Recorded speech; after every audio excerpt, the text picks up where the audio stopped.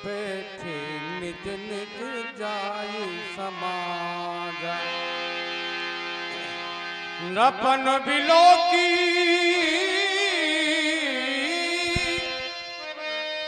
जनक अकुलाने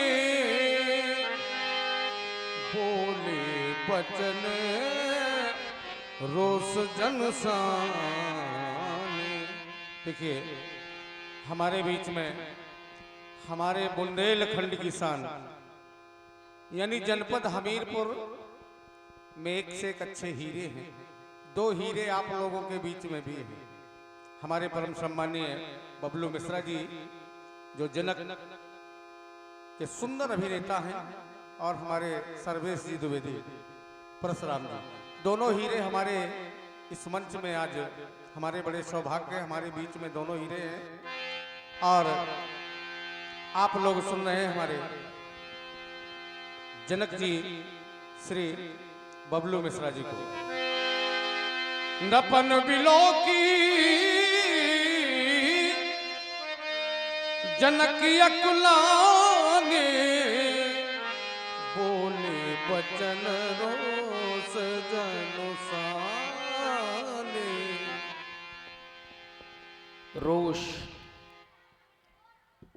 रोष जनुसाने। जिस व्यक्ति के जीवन में कभी कोई क्रोध न आया हो आज बोले बचन रोष जनुसाने। अपार क्रोध है। क्रोध का कोई दूसरा कारण नहीं है, क्रोध के कारण में है आप लोग। मैंने माना था कि पृथ्वी वीरों के द्वारा भोगी जाती है और ऐसे नहीं माना था। सिद्धांत कहता है वीर भोग्या वसुंधरा।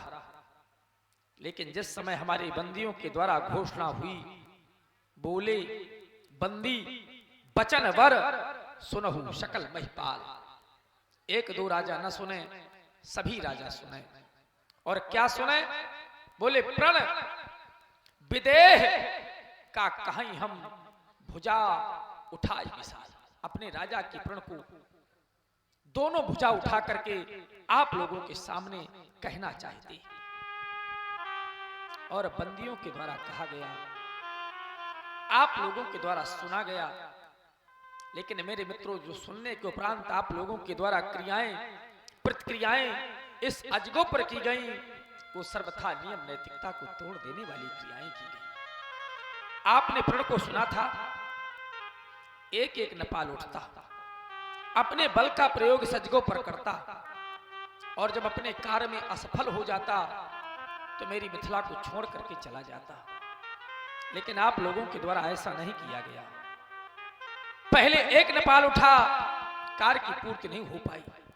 देखते देखते उसके सहयोग में दूसरा नेपाल खड़ा हो गया, फिर भी कार्य की पूर्ति नहीं हो पाई। परिस्थितियां तो यहां तक आ गई कि भूप साहस 10 एक ही वारा और लगे उठावन टरई नटारा। जिस समय मैं इस दृश्य को देख रहा था ऐसा लग रहा था कि इन राजाओं को क्या हुआ। इन्होंने तो सारी नियम की हदों को पार कर दिया। अरे भैया आप लोग भी बेटी वाले हो, जरा सोचो अगर 10,000 राजाओं के द्वारा इस अजगों का खंडन कदाचित हो गया होता तो मेरी बेटी का क्या होता? किसके साथ में मैं बेटी का विवाह कर देता? क्या कोई सीता मंदिर का प्रसाद है जो मैं इसके 10,000 टुकड़े करके और आप लोगों में थोड़ा थोड़ा वितरित कर देता? या फिर ये रंगभूमि है, मैंने किसी रणभूमि का निर्माण नहीं करवाया था, रंगभूमि का निर्माण करवाया था। आप लोगों में आपस में युद्ध होता, लड़ते मरते कटते, जब एक नेपाल बचता तब क्या उसके साथ ही बेटी का विवाह होता? अब तो मैं कहना चाहता हूं कि जब आप लोगों ने सारी नियम नैतिकता की हदों को पार कर दिया है तो अब आप लोग मेरी मिथिला की सीमा को भी पार करके चले जाएं। अन्यथा आज मेरे क्रोध का भी कोई पार नहीं रहेगा। अगर किन्हीं ऐसे शब्दों का प्रयोग हो जाए तो बाद में आप लोग मुझे दोष न देना, अन्यथा आज यह जनक कुछ कहने के लिए विवश हो रहा है, विवश हो रहा है। यहाँ श्री हाथ भाई, हमने कह दिया कि श्रीहत भाई, तो क्या आप लोगों ने कोई साधारण हार मानी है? तू हार ही राजा,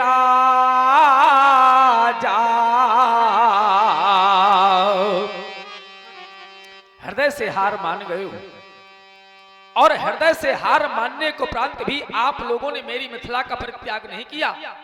और क्या किया कि तब यहां बैठे निज निज जाही ये समाजा।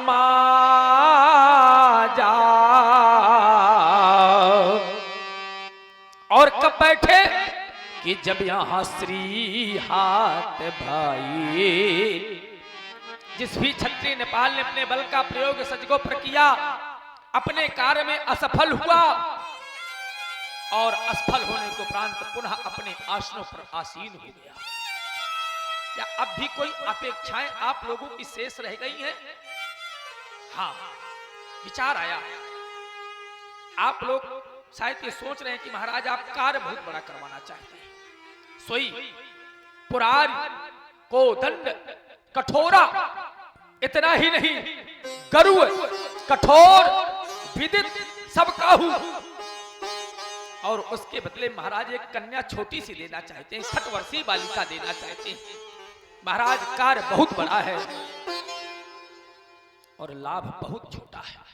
ये आप लोगों का भ्रम है मेरे मन। मैं मानता हूं कि भगवान शंकर के धनुष हैं, मैं मानता हूं कि ये गरु है, मैं मानता हूं कि कठोर है, लेकिन क्या कन्या कोई साधारण है? आप लोगों की बैठी हुई कन्याएं आप लोगों की आत्मजा है। ये कन्या मेरी आत्मजा नहीं, अपितु धरात्मजा है। ये आप लोगों की बैठी हुई कन्याएं आप लोगों की लौकिक बालिकाएं हैं। ये मेरी लौकिक नहीं, अपितु अलौकिक कन्या है। और ऐसी अलौकिक कन्या की आज विशेषता इस अभागे जनक को आज सुनानी पड़ रही है। इस समाज के अंतर्गत आज एक अभागा पिता अपनी बेटी के लाभों को आप लोगों के सामने कहना चाहता है, कहना चाहता है कि कुंवरी मनोहरी बिजाए बड़ी, अरे दुर्भाग्य। आज इस जनक से ज्यादा अभागा पिता कोई नहीं होगा, कोई नहीं होगा। आज एक पिता अपने बेटी के लाभों को इस समाज के अंतर्गत रख रहा है। क्या यही पद्धति है? क्या आप लोगों ने भी जब बेटियों के विवाह किए होंगे तो इसी प्रकार से बेटियों के गुणों को बताया होगा, दोषों को बताया होगा? लेकिन आज यह जनक कहने जा रहा है कि कुंवरी मनोहरी बिजाए बड़ी, अकीरत अति कमनीय। लेकिन आज मैं आप लोगों का दुर्भाग्य कहूं, या अपनी बेटी का दुर्भाग्य कहूं, या अपना दुर्भाग्य कहूं, क्योंकि यह पावन हार अवबिरंच जनु सो अब रचीव न धनु दमनी। यह पावन हारी अवबिरंच जनु सुरच्यो न धनु दमनी। पहला लाभ ये मनोहर कन्या है। दूसरा लाभ विजय बड़ी। ये जनक जी के सुंदर करुण क्रंदन पर प्रभावित हुआ हमारे नागेंद्र सिंह जी उजनेड़ी, आपकी ओर से जनक जी के चरणों में 51 पत्र मुद्राएं समर्पित हैं। नागेंद्र सिंह जी को बहुत बहुत धन्यवाद, बहुत बहुत साधुवाद। और इसी क्रम पर प्रभावित हुए आप हैं हमारे इस मंडल के मंडलाधीश बड़े भैया श्रीमान राहुल तिवारी जी, राम जी अभिनेता आपकी ओर से 51 पुष्प मुद्राएं महाराज जनक जी के करुण कंदन विलाप में भेंटे। बहुत बहुत धन्यवाद, साधुवाद। आज दूसरा लाभ विजय बड़ी। आप लोग कह रहे होंगे महाराज कौन सी जय देना चाहते हैं? अगर आप लोगों की दृष्टि मेरी मिथिला पर जाएगी तो पाएंगे सिर्फ ये मिथिला की ही नहीं है। और आप लोग सुन रहे महाराज जनक जी का सुंदर करुणी विलाप। पुनः इसी क्रम में प्रभावित है आदरणीय सम्मानित परम श्री रुद्रपाल जी। रुद्रपाल जी की तरफ से 51 पर भेंट स्वरूप प्रदान किए गए हैं। और पुनः इसी क्रम में अल्ली बाबा जी की तरफ से 51 रुपए जनक जी के लिए भेंट स्वरूप प्रदान किए गए हैं। और पुनः इसी क्रम में हमारे बड़े भाई रावेंद्र भैया जी की तरफ से 101 मुद्राएं जनक जी के लिए भेंट स्वरूप प्रदान की गई हैं। मंडल की ओर से कोट कोट साधुवाद, धन्यवाद। सुने आप लोग जनक जी का सुंदर करुणी विलाप। इनका पहचानो, ये बहुत दूर से आए हैं नामा मऊ से और लीला के बहुत प्रेमी हैं। हाँ वही आए मामू। तो विचार करें, विजय बड़ी। अगर आप लोगों की दृष्टि मिथिला पर जाएगी तो पाएंगे सिर्फ मिथिला की ही नहीं। अगर आप लोगों की दृष्टि लोकों पर जाएगी तो पाएंगे एक लोक की नहीं, दो लोक की नहीं। तो फिर आप लोग कह रहे होंगे महाराज कौन सी जय देना चाहते हैं?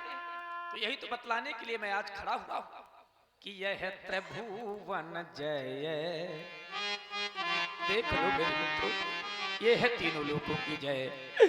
यह है त्रिभुवन जय और या समेत ये बैदेही तो अब नहीं विचार। अब कोई सोच विचार करने की आवश्यकता नहीं है। आप लोग कर दें धनुष का खंडन, और जब आप लोग कर देंगे धनुष का खंडन तब मैं भी कोई विचार नहीं करूंगा। तब भी नहीं विचार और मैं बरऊं हटे वो होते ही, क्योंकि त्रिभुवन जय। और पुनः इसी क्रम में राम किशुल मजले गांव निवासी, उनकी ओर से जनक जी के लिए 51 पर भेंट स्वरूप प्रदान की गई है। मंडल की ओर से कोट कोट साधुवाद, धन्यवाद। सुने जनक जी का सुंदर करुणी विलाप। मेरे मित्रों, कुछ बिना विचारे मैं अपनी बेटी का विवाह कर दूंगा। तब भी नहीं विचार और मैं बरऊं हटे वो होते ही, क्योंकि त्रिभुवन जय।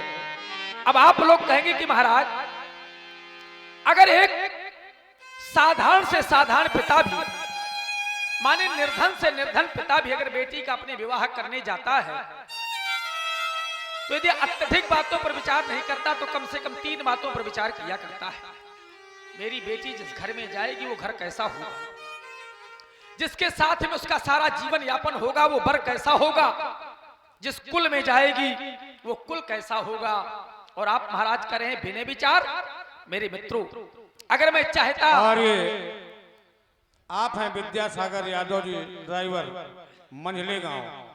आपकी ओर से 51 पत्र मुद्राएं जनक जी के चरणों में समर्पित हैं।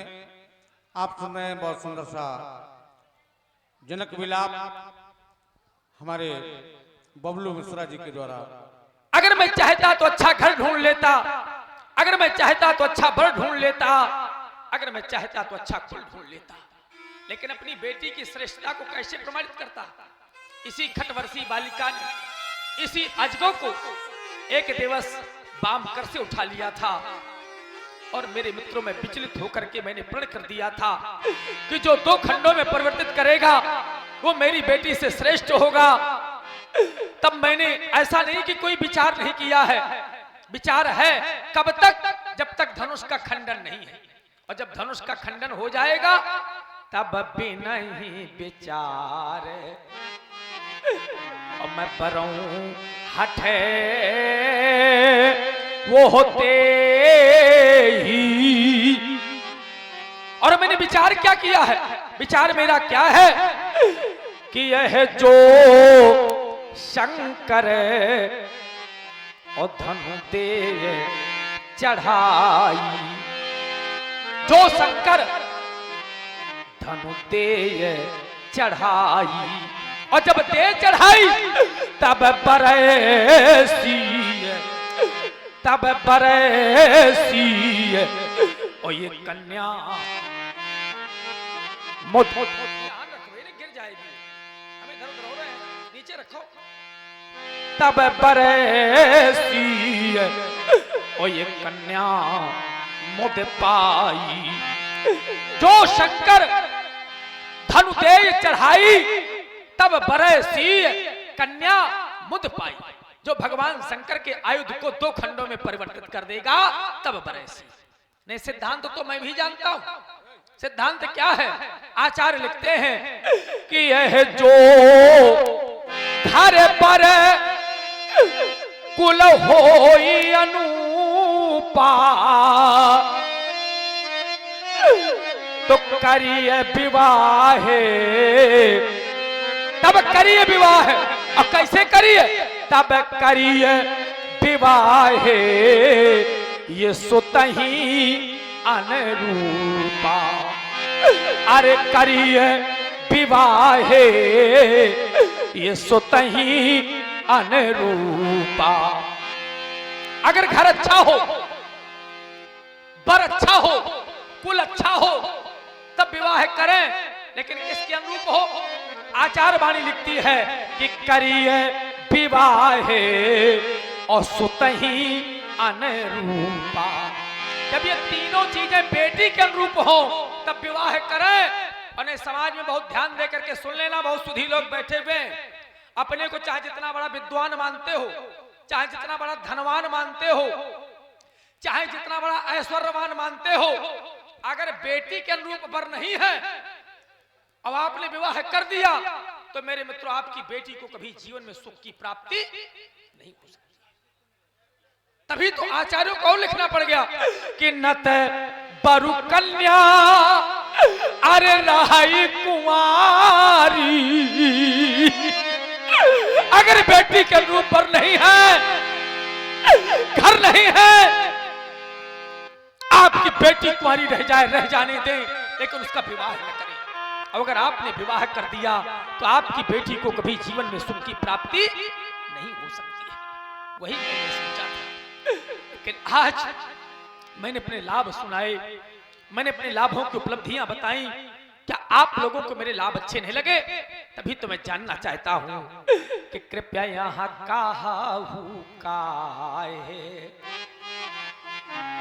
कहो कहो मेरे मित्रों, क्या आज मेरा लाभ अच्छा नहीं लगा?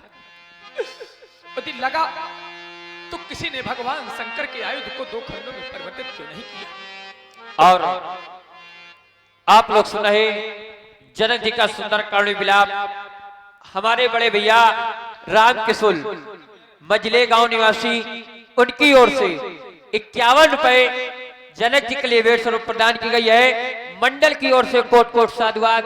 और भैया रुक जाइए 5 मिनट, जब तक विलाप चल रहा है कोई रो रहा है, हाँ चाहे आप रोक दीजिए। कृपया काहे और यह लाभ है वो न भावा। अरे कहो कहो मेरे मित्रों, क्या मेरा ये लाभ अच्छा नहीं लगा? यदि लगा तो किसी ने भगवान शंकर के आयुध को दो खंडों में परिवर्तित क्यों नहीं किया? कृपया यहाँ काहे और यह लाभ है वो न भावा। यदि अच्छा लगा तो फिर काहू न शंकर यह चापे चढ़ावा यहाँ काहू न शंकर। अब आज आप लोग जरा सोचो, अगर भगवान शंकर का आयुध 2 खंडों में परिवर्तित नहीं हुआ।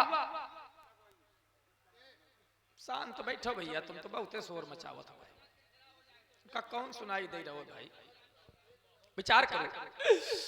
अगर शंकर का धनुष नहीं टूटा तो मेरी बेटी की मांग सुनी रह जाएगी। और इस पृथ्वी ने कुछ मान करके अपना वक्षस्थल फाड़ करके इस कन्या को मुझे प्रदान किया था। जरा सोचो संसार के लोग क्या कहेंगे कि राजा जनक से बड़ा अभागा पिता संसार में कोई नहीं होगा। अगर कोई क्रम लिखा जाएगा और उसमें अभागा पिता लिखा जाएगा तो संसार में पहला नाम इस जनक का लिखा जाएगा, इस जनक का लिखा जाएगा। आज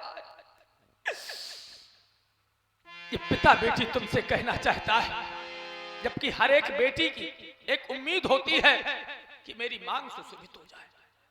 हर माँ की एक उम्मीद होती है कि मेरी बेटी के हाथ पीले हो जाएं, और हर एक पिता की भी एक आशा होती है कि मैं अपने कर्तव्य से पूर्ण हो जाऊं जब अपनी बेटी की विदाई कर दूं। लेकिन आज ये पिता क्या कहना जा रहा है, जरा बहुत ध्यान देकर के सुनना। ऐसा किसी पिता ने नहीं कहा होगा। बहुत अच्छे लोग बैठे हुए, आज मेरे एक एक शब्दों को ध्यान करके सुनना। मैं कहना चाहता हूं कि सिंदूर बिंदु की आस तजो। क्या दुनिया संसार का कोई ऐसा पिता कहता होगा? सुन लेना बैठी हुई माताओं, आज तक किसी पिता ने ऐसा कुछ नहीं कहा होगा कि मेरी बेटी की मांग न भरे। लेकिन आज ये अभागा पिता जनक कहने जा रहा है, जनक कहने जा रहा है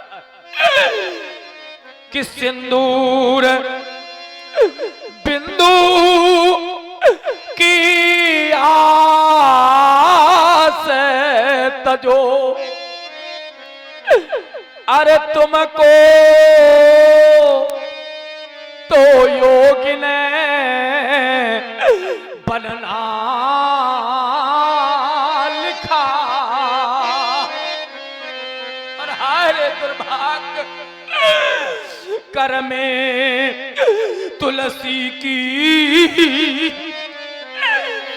वो माला ले, शिव पूजन ध्यान लगा लाल का। भूषण बसनों का त्याग करो, क्योंकि राजा की बेटी है, आभूषण इसकी शोभा है। लेकिन पिता कहता है आभूषणों को छोड़। भूषण बसनों का त्याग करो, तुम्हें अंग में भस्म रमाना लिखा। और आस तजो तुम पाणी गृह की,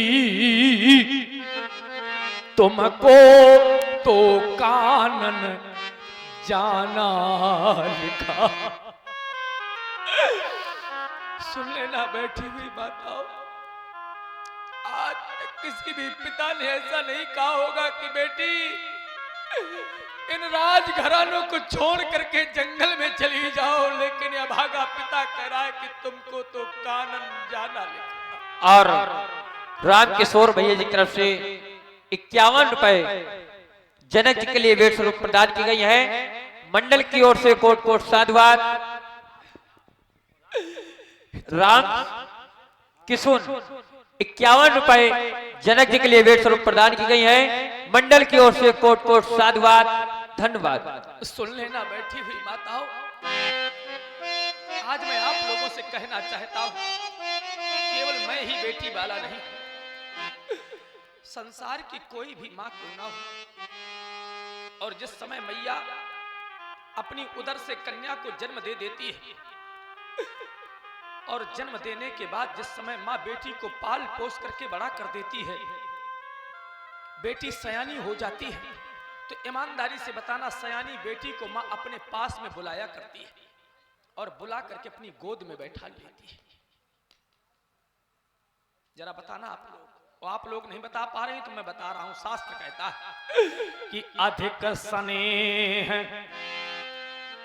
गोद बैठारी। मैया सयानी बेटी को बुला करके अपनी गोद में बैठा लेती और कहा करती है, बेटी अब तू मुझको छोड़ करके चली जाए। अधिक स्नेह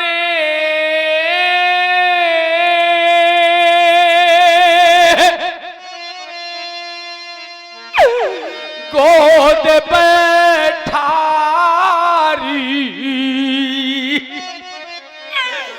और क्या मैया बेटी को गोद में अकेले बैठालती है? नहीं, अरे श्याम सरोज नयन बाबारी। मैया के नेत्रों से अश्रु बहने लगते हैं और मैया कहने लगती है कि बेटी अब तू मुझको छोड़ करके चली जाएगी, तू मुझको छोड़ करके। इतना ही नहीं मेरे मित्रों, विचार कर लेना, सभी माताएं आज रो रही हैं, बहुत से पितृजन रो रहे हैं, दुखी हो रहे हैं। मैया केवल गोद में नहीं बैठालती है, मैया तो अपनी बेटी को गले से लगा लेती है। जनक जी के सुंदर करुण क्रंदन पर प्रभावित हुए हमारे नारेंद्र उत्तम जी मंझली गांव, आपकी ओर से 51 पत्र मुद्राएं जनक जी के चरणों में समर्पित हैं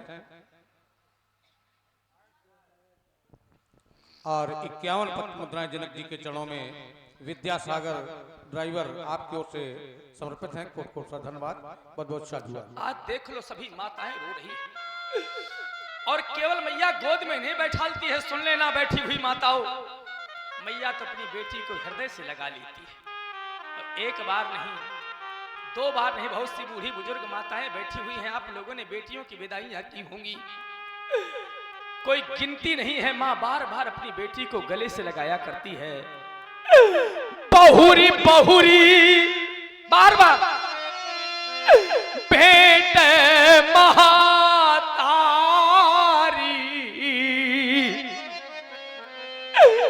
और जब भेंटते भेंटते माँ का हृदय भर जाता है तो मैया ब्रह्मा को दोष देने लगती है और कहीं बिरंच ये रची कत नारी। अरे कहीं बिरंच ये रची कत नारी। मैया कहा करती है कि बेटी की रचना कैसी हुई है। यार आप लोग सोचो, जिस बेटी को आप लोग अपने स्नेह प्रेम से पाल पोस करके बड़ा करते हो और उसी बेटी को, रावेंद्र भैया, संसार में बेटी किसकी, और जब पिता अपने हाथों से बेटी को उठाता, अरे बेटी को तो पिता कभी नहीं उठाता। विचार करना, बेटी की जिस समय विदाई होती है तो बेटी तो पिता की ओर देखा करती है कि मेरे पिताजी कहाँ। ईमानदारी की बात बता रहा, उसका भाई उठा करके डोली में बैठाता है और भैया से पूछा करती है कि मेरे बाबूजी कहाँ है। वो पिताजी भैया से कह के चले जाता है कि उससे कह देना कि मुझे अपना देखे, मैं बेटी की विदाई नहीं देख पाऊंगा।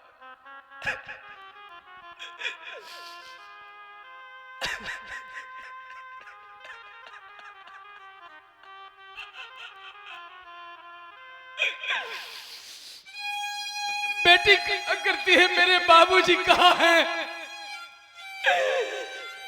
बाबूजी कहते हैं बेटा, अब बेटी से कह दो कि अभी बाबूजी को याद न करे। मेरी बेटी, मेरा आशीर्वाद दूर से ही मेरी बेटी के लिए आज बेटी के पास में नहीं आ पाऊंगा, नहीं आ पाऊंगा।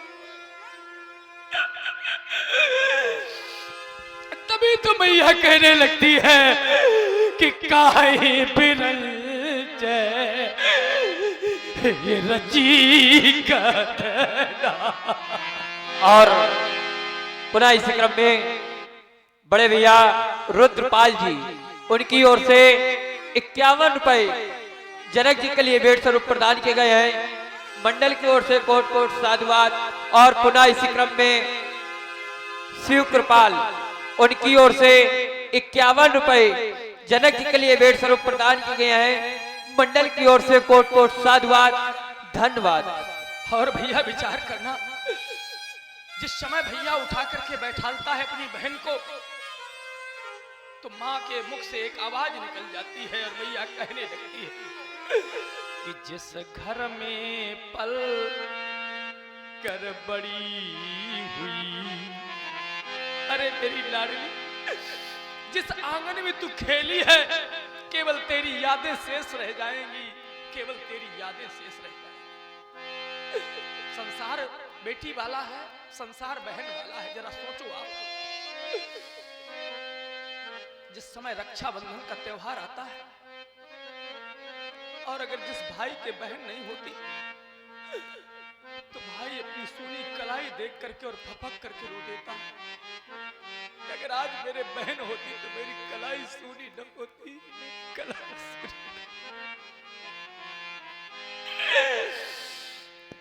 अरे मेरे मित्रों, बेटी का जीवन तो एक धान की बेल की तरह होता है।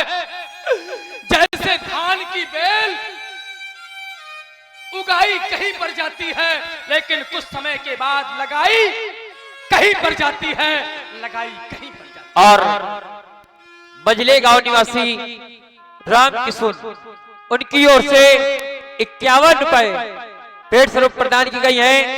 मंडल की ओर से कोट कोट साधुवाद। और नामा मऊ निवासी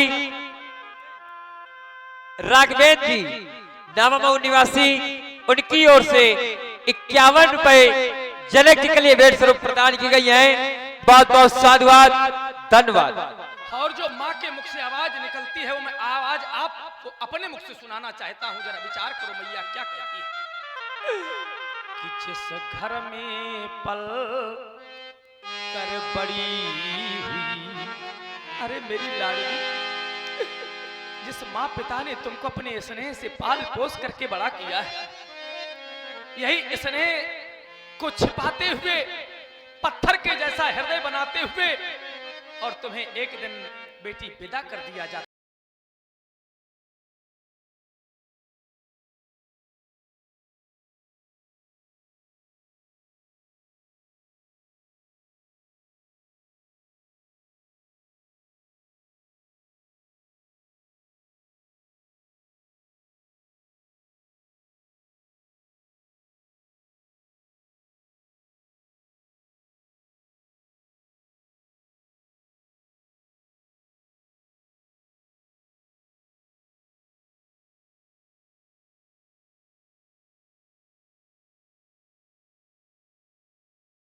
घर में पल कर बड़ी,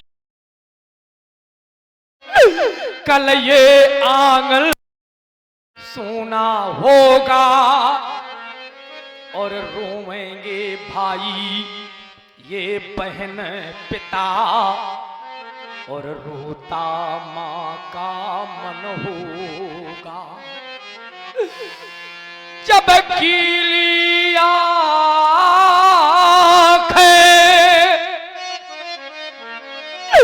अरे हो सबकी, तुम सबको धैर्य बंधा देना और उस घर को स्वर्ग बनाना तुम, लेकिन इस घर को नहीं भुला देना। मेरे मित्रों, बेटी से ही माँ और पिता की प्रतिष्ठा बढ़ती है। अगर किसी की भी बेटी हो और जब अपनी ससुराल जाती है, अगर ससुराल वाला घर उन्नति कर जाता है तो गांव के लोग कहने लगते हैं कि इसकी बहू नहीं, इसके घर में लक्ष्मी का आगमन हुआ है, इसके घर में लक्ष्मी का आगमन हुआ है। अब अगर कोई ऐसी घटना घट जाए, भले ही चाहे तुम्हारे भाग्य से घटे, लेकिन पूरा दोष उस बहू के ऊपर मर दिया जाता है, पूरा दोष उस बहू के ऊपर मर दिया जाता है। बहुत सी घटनाएं आपने देखी होंगी, बहुत सी घटनाएं हम बता सकते हैं। कहो बेटी का विवाह होकर के आवे और कोई ऐसी घटना घट जाए तो पूरा लोग ये कह रहे यार कैसी बहू लाए हो, ऐसी घटना घट गई। भैया यही बेटी दोनों कुलों को पवित्र कर देती है। जब तक बेटी अपने पिता के यहां रहती है तो पिता की मर्यादा का पूर्णतः ख्याल रखती है।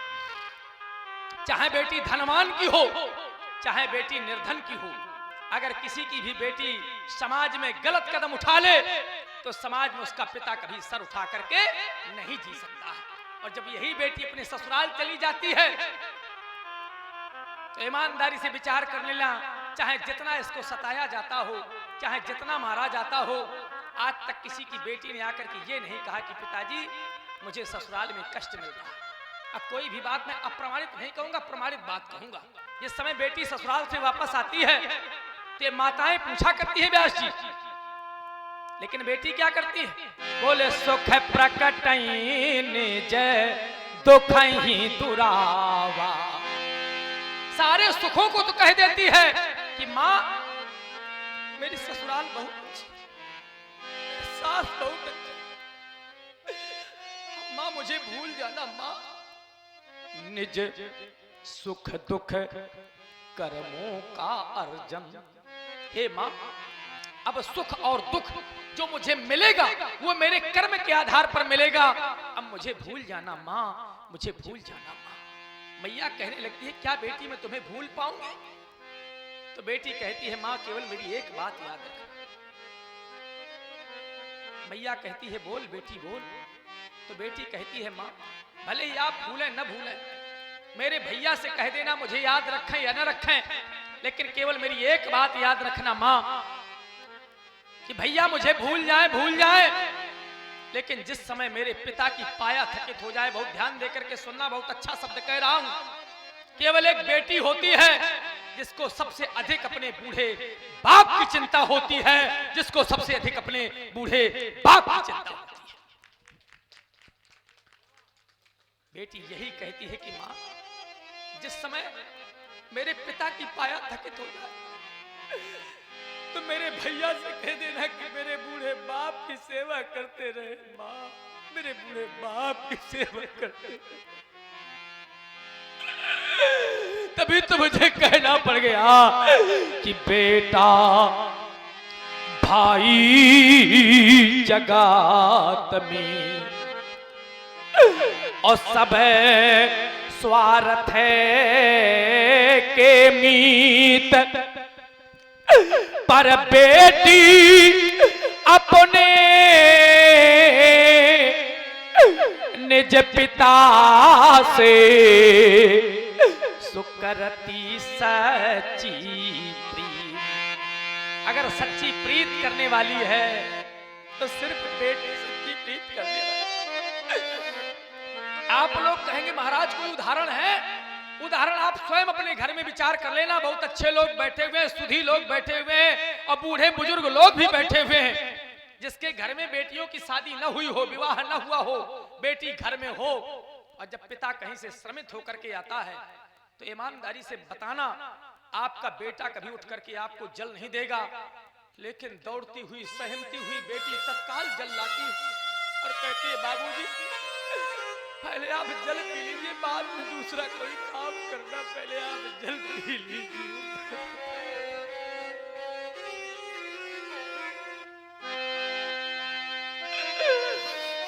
संसार में मेरे मित्रों बेटी का जीवन कैसा होता है, मैं कहां तक बड़ाई करूं बेटी की, कहां तक बड़ाई करूं।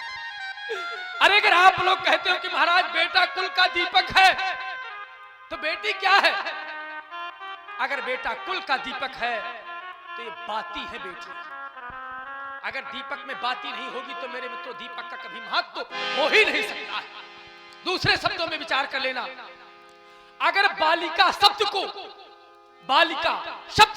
शब्दकोश से हटा लिया जाए तो सृष्टि के सृजनात्मक शक्ति के रूप में है बालिका, सृष्टि के सृजनात्मक शक्ति के रूप में है बालिका।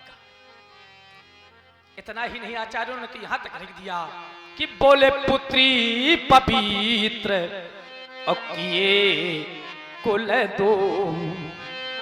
अरे भैया पुत्री तो दोनों कुलों को पवित्र कर देती है। जब तक पिता के यहां रहती है तो पिता की कुल की मर्यादा को रखते हुए पिता के कुल को पवित्र कर देती है, और जब ससुराल चली जाती है तो अपने पति के कुल की मर्यादा को तार खाती है, यानी संतति देती है, उसके कुल को आगे बढ़ाने का काम करती है। तभी तो मेरे मित्रों हमें कहना पड़ गया या आचार्यों को लिखना पड़ गया कि पुत्री पवित्र और किए कुल दो, और यह सुजस धावल अवस कहे सबको, यह सुजस धावल अवस कहे सबको। लेकिन आज ये जनक भी कहने जा रहा है, क्या बतलाऊं मेरे मित्रों, ये तो मेरी राजा बेटी बहुत ही दुलारी रही है, बहुत ही प्यारी रही है, और आज कहना चाहता हूं रामेंद्र भैया, हमारे पूज्य गुरुदेव जी का प्रिय जो एक गीत है वो आपको सुनाना चाहता हूं, और आपको उनको बहुत सुना है, सभी लोगों ने सुना है, कहना चाहते हैं यार कि हम कहें कि ये बेटी दुलारी रही। आज अगर मैं कह दूं कि मेरी राजा बेटी बहुत दुलारी रही है, बहुत प्यारी रही है, तो क्या आप लोग मानने के लिए तैयार होंगे? यही कहेंगे कि महाराज जब आपकी बेटी इतनी दुलारी थी तो दुलारी बेटी के लिए आपको ऐसा प्रण नहीं करना चाहिए था, लेकिन फिर भी मैं प्रयास करूंगा कि आपको मना करके रहूंगा। हम कहें कि ये बेटी दुलारी रही, पर सीता बेटी मेरी हाय कुंवारी रही,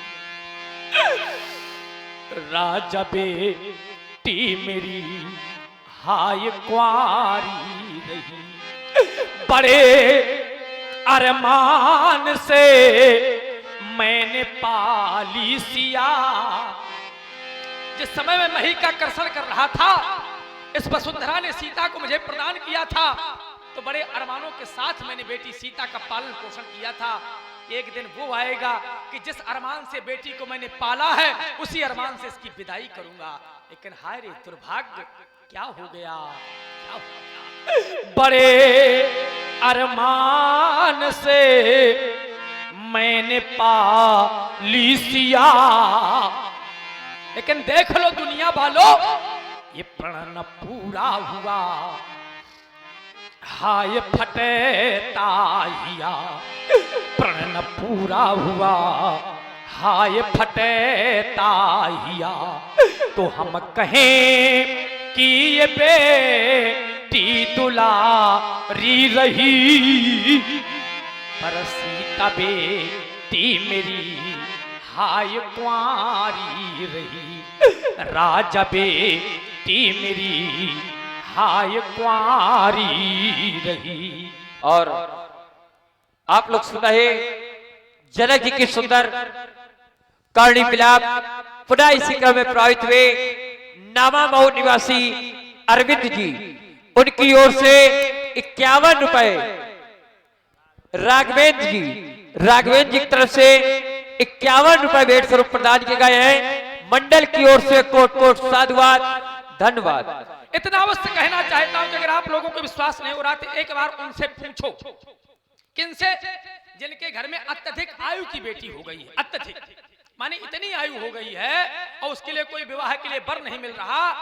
पिता जिस समय वर की खोज के लिए जाता है, और सच्ची घटना है मैं आपको बता रहा हूं, और वर की खोज के लिए पिता जाता है, शाम को घर वापस आता है, अब बेटी की मां पूछती है कि बेटी के लिए कोई वर मिला, तो पिता निरुत्तर हो जाता हो और केवल एकांत में जाकर के अश्रु प्रवाहित करता हो। हे भगवान, बेटी के पिता का भाग्य क्या है कि लोग बैठने के लिए तक नहीं कहते। संसार में भैया 3 व्यक्ति ऐसे होते हैं जिनको रात्रि में नींद नहीं आती। एक व्यक्ति वो जिसके हृदय में कोई ऐसी पीड़ा लगी हो, बहुत लोगों ने को देखा होगा आपने, ऐसे मर्ज हो जाते हैं, ऐसी व्याधियां लग जाती हैं जिससे उनकी जीवन लीला समाप्त होनी हो, क्या उस व्यक्ति को कभी नींद आ सकती है? दूसरा व्यक्ति वो जिसके घर में अत्यधिक निर्धनता हो और छोटे छोटे बच्चे अपनी माँ और पिता से रोटी का टुकड़ा मांगते हो, अम्मा पिता रोटी का टुकड़ा न दे पाते हो, बच्चे भूख की नींद सो जाते हो, क्या उस माँ पिता को रात्रि में नींद आएगी? और तीसरा व्यक्ति वो जिसकी व्यथा से मैं रो रहा हूं, संसार में जिसकी ऐसी व्यथा होती है, तो क्या उसको कभी नींद आती है? तभी तो मैं कह रहा हूं, सोचो किनको कि होय व्यथा मानो हृदय, गहरी पीड़ा लगी होय व्यथा मानो हृदय, अकी घर निरे धन होय, और उनकी ये आँखें अब कैसे लगे, ये जो घर सुता सयानी होए, अरे उनकी ये आँखें अब कैसे लगे, ये जो घर सुता सयानी होए।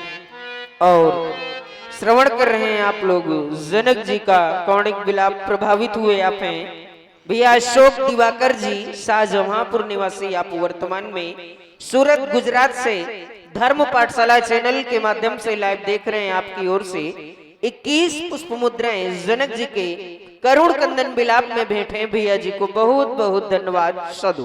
तभी तो कह रहा हूं, पूछो उनसे, किनसे, कि जिसके घर में हो बेटी सयानी अगर, एक बार पूछ लो, आप लोगों को मेरी हृदय वेदना के बारे में मालूम हो जाएगा।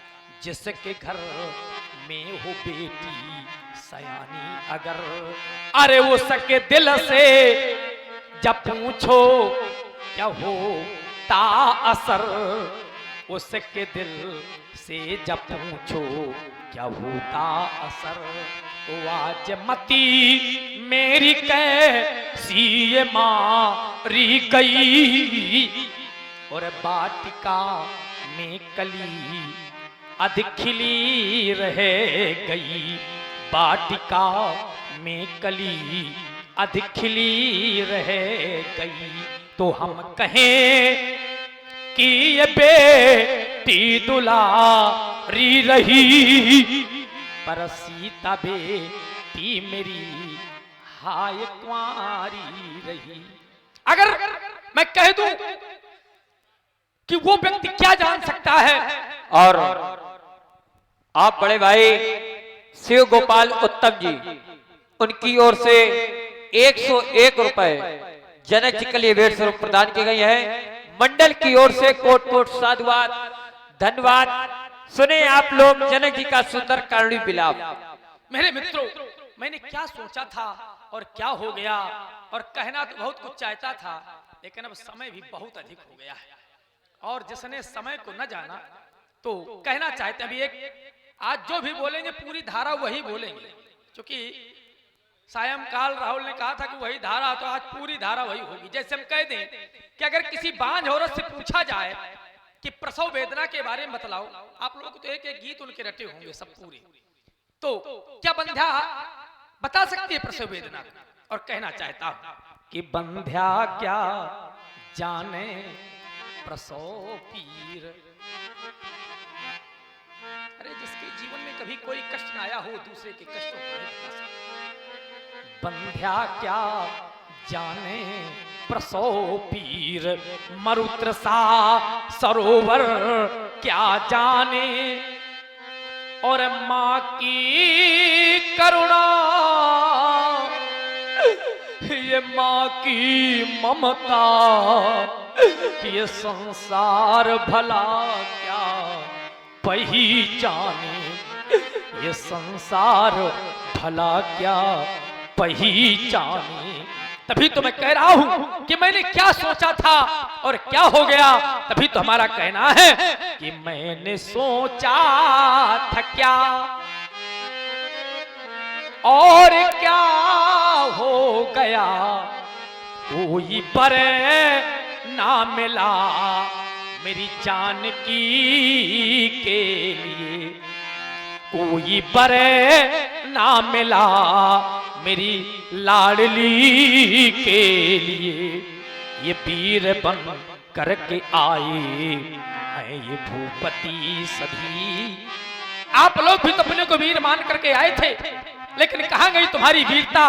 और कहा गया तुम्हारा साहस ये वीर बन करके आए हैं ये भूपति सभी, पर न तिल भर उठाया धनुष को भी, पर न तिल भर उठाया धनुष को भी। तो मान लूं मैं इन्हें क्या वो छत्री का लाल है, लेकिन कब अरे वीरता जो दिखावे मेरी लाडली के लिए, वीरता जो दिखावे मेरी लाडली के लिए। बस देख लिया मैंने आप लोगों की वीरता, देखा मैंने आप लोगों का साहस, देखा मैंने आप लोगों का पौरुष, देखा मैंने आप लोगों का पराक्रम। अब एक निर्णय लेने जा रहा हूं, या यूं कह दूं कि एक प्रतिबंध लगाने जा रहा हूं। प्रतिबंध क्या है? अब जनी पौ माखे भट मानी कारण है वीर, ये विहीन मही मैं जानी। और कब जानी? जब यह स्थिति सामने आनी, तब वीर विहीन मही मैं जानी। और जब वीर विहीन मही मैं जानी, तो समाप्त हो गई आप लोगों की मेहमानी, समाप्त हो गई आप लोगों की मेहमानी। चले जाएं आप लोग मेरी मिथिला से, परित्याग कर दें मेरी मिथिला का। अगर इतने पर भी मेरी मिथिला का परित्याग नहीं, तो एक अंतिम निर्णय लेने जा रहा हूं। निर्णय यह है, ये सभा सभा करा दो भंग, चूंकि बिगड़ गया इस मिथिला की इस भूम का रंग, भूम का रंग समाप्त हो गया। सीता स्वयंवर समाप्त हो गया, मैथिली अधिवेशन समाप्त हो गया। जाओ बेटी जाओ, जाओ बेटी जाओ, जाओ बेटी जाओ। और श्रवण किया आप लोगों ने जनक जी का कौणिक विलाप। प्रभावित हुए आप हैं श्रीमान रुद्रदत्त तिवारी जी, सिलमी खागा निवासी। आप वर्तमान समय में बोकारो झारखंड पर CISF की ड्यूटी पर कार्यरत हैं, और वहीं से धर्म पाठशाला पर लाइव देख रहे हैं। आपकी ओर से 51 पुष्प सुमन महाराज जनक जी के करुण कंदन विलाप में, और 21 पुष्प सुमन माता जानकी जी के श्री चौड़ों में भेंट है। बहुत बहुत धन्यवाद, साधुवाद।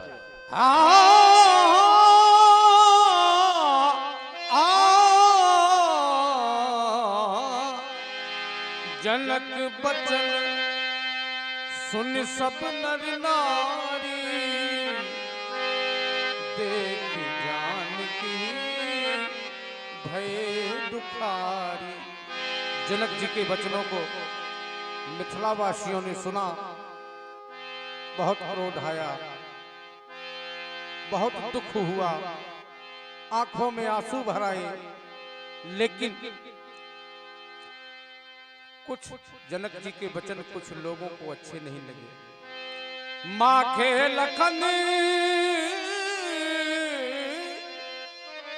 कुटिल भई भऊ है, रदपट फरकट नयन रिसौ है। कही न सकत रघुबीर डर, लगे बचन जनुबान। नाई राम पद कमल शिरो, बोले गिरा प्रमाण। समाप्त हो गया सीता स्वयं।